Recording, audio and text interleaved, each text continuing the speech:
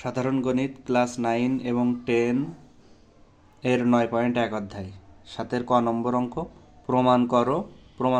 প্রমাণ করো যে sine A by cosec A plus cos A by sec A equal one, অর্থাৎ এইটে সমান অন, এটা প্রমাণ করতে হবে।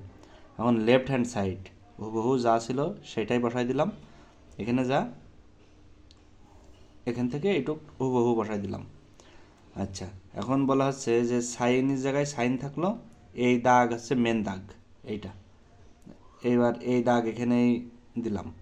আর কোসেক এ সমান 1/sin এ, আর কজের জায়গায় কজ, সেক এ সমান সমান 1/cos এ।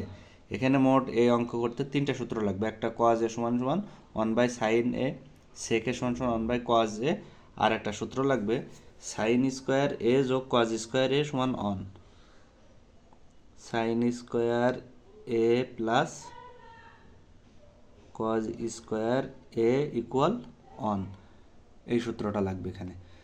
এখন দেখেন এখানে কোসেক এ সমান 1/sin এ, 1/sin এ সমান আমরা এই কোসেক এ সমান সমান 1/sin এ লিখতে পারি। এইটা সেক এ সমান সমান 1/cos এ, এই সেকের পরিবর্তে আমরা 1/cos এ লিখলাম, উপরে যা ছিল তাই। এখন এবার সাইনে এখানে থাকলো মূল দাগ হচ্ছে এটা, মূল দাগের নিচে যখন ভগ্নাংশ থাকবে তখন ভগ্নাংশটা নিচেরটা উপরে যাবে, উপরেরটা নিচে আসবে, লবটা নিচে যাবে, হরটা উপরে যাবে। এখন এই সাইনের জায়গায় সাইনে রাখলাম, এখানে যেহেতু ভাগ আকারে রয়েছে নিচে মানে ভাগ, তার মানে এটা গুণ দিয়ে দিলাম। গুণ যখনই হবে তখন এই সাইন উপরে চলে যাবে, অনটা নিচে চলে আসবে। এখানেও কজ রাখলাম, গুণ দিলাম, দিয়ে কজ উপরে চলে গেল আর অন নিচে চলে আসলো।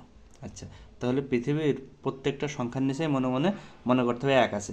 যেহেতু এই কজের নিচে কিছুই নেই, তার মানে মনে করতে হবে এর নিচে এক আছে। এই সাইনের নিচে কিছু নেই, তার মানে মনে করতে হবে এর নিচে এক আছে। তার মানে উপরে উপরে গুণ হবে sine A equal to sine square A. এই কজ এ আর কজ এ গুণ করলে কজ স্কোয়ার এ, আর নিচে অন দিলেও চলে, না দিলেও চলে, নিচেই মনে করতে হবে অন আছে। আচ্ছা, এখন আমরা আগে 3 নম্বর সূত্র লিখেছি সাইন স্কোয়ার এ যোগ cos square A equal on.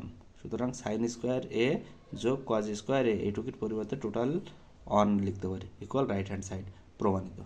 ধন্যবাদ সকলকে।